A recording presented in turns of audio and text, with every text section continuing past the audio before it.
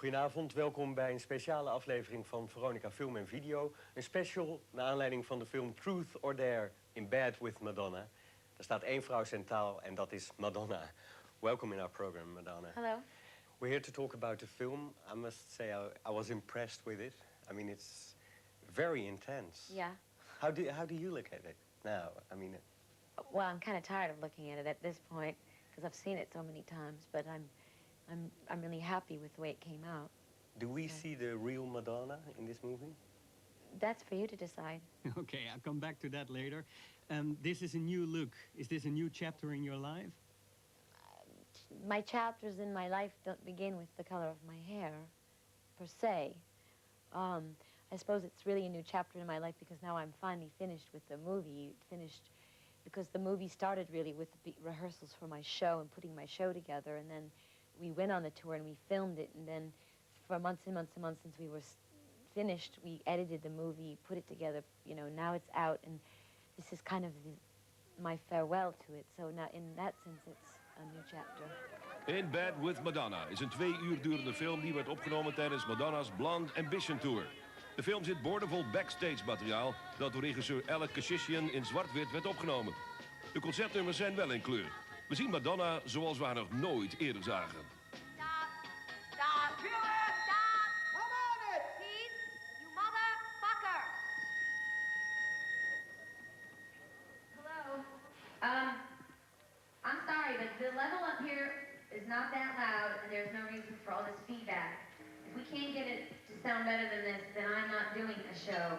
So someone who knows about sound better come up here and explain something to me. I'm waiting. She's getting pretty. Oh, she sees me and the smile is gone. Because it's raining, Freddie. I know it is.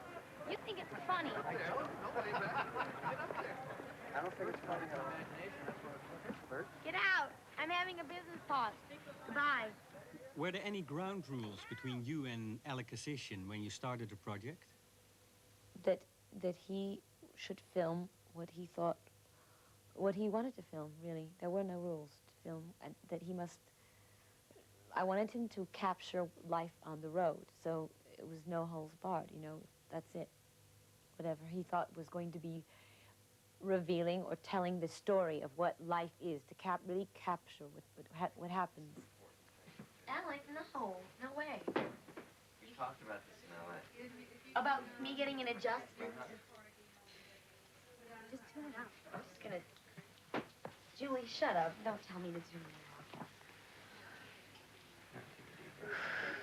Drop the shoulder. She's the executive producer of this movie. So I can imagine she was the boss. She was, in so much as any time a director makes a movie, somebody finances the movie. I was fortunate that my boss, if that's what you want to call her, gave me final cut. And she stuck by that word, and she never interfered. If anything, Madonna was the one who protected me from the studios that then picked the movie up. So when those studios would call and say, you should take this out, it might be a little too much, you should take... I would call Madonna and say, they're on my back to take these things out, and Madonna would call and say, leave him alone. So I was fortunate to have Madonna on my side, and I was more fortunate than that she stood by her word to me. When I took the project on, I asked for final cut, and she stood by that.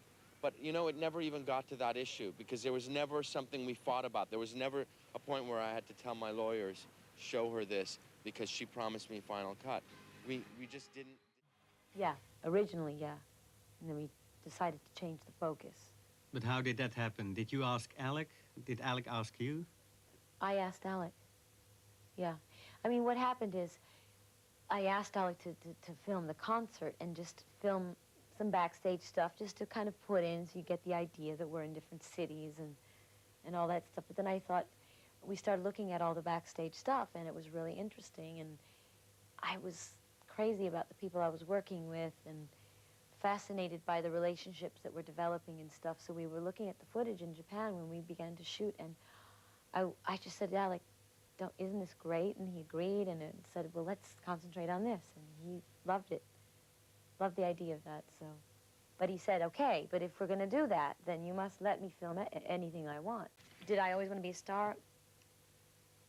I don't know if it's a star that I wanted to be. I suppose when I was a child, I wanted to be loved, recognized, appreciated, you know, those kind of things. I probably just needed more love and recognition than most people. And you didn't get it at the time? Well, no, not when I was a child. No, I didn't. Is that the sad part of your life? I mean, I always feel it when I listen to your songs, even the most happy ones. They always, you always feel a sort of sadness, like. Yes, well, I do have sadness in my life, yeah. I'm trying to overcome it through my songs or my work, yeah. And the way you show yourself to the audience, is that also part of being, get away from this sadness? Well, my sadness is a part of me, like my happiness. I mean, it's part of my emotional makeup. And I can't help but show that side of me in my performances, you know, and my music or whatever. I mean, it's there. Right, but So. it's not the reason why you're an artist like you are. I'm an artist because, I mean, I don't know that anyone knows exactly why they're an artist. I think it's, I don't think you can explain it. I think if you're an artist, you're an artist. You know, it's something intrinsic inside of you, something that you must do. Mm. If you stop to explain it, if you think, then it kills it, you know, it's spontaneous. You were on tour with the whole group, and it's one big family, and they all go away and have their own careers. And here you are, alone.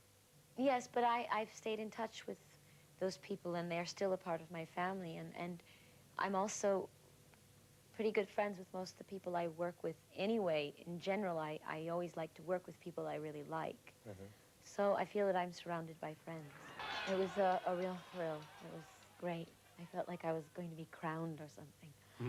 But does it match with anything in the music world? It's a kind of the same rush you get when you walk out into a stage and there's 50,000 people screaming. It's good. It's great. It's a real adrenaline rush. But when I see you walking here in Cannes at parties, or when you go out, there's always a bunch of security people around you. Well, Even if you want to say hello to somebody you know. But that's only at the Cannes Film Festival. It's not that way when I'm at home. You can go out in New York or in LA just I can. I do go out, and sometimes people follow me.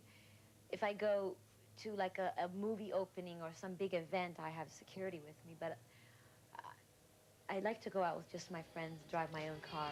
Yeah. Well, it was very easy with Susan Seidelman because everything was so new for me. I can surrender control to people when I feel comfortable with them, when I completely understand what's going on, and I feel comfortable. And I think that's the essence of any performance in front of the camera. I think if you feel comfortable, then you trust, then you can be real. No, I haven't, and truthfully, I haven't really spent enough time and taken enough interest in my film career as I should have.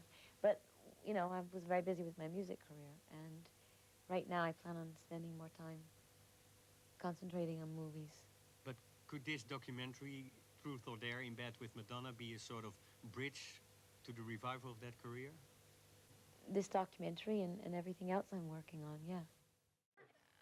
I think Kevin Costner will see it and laugh because I think it's a joke.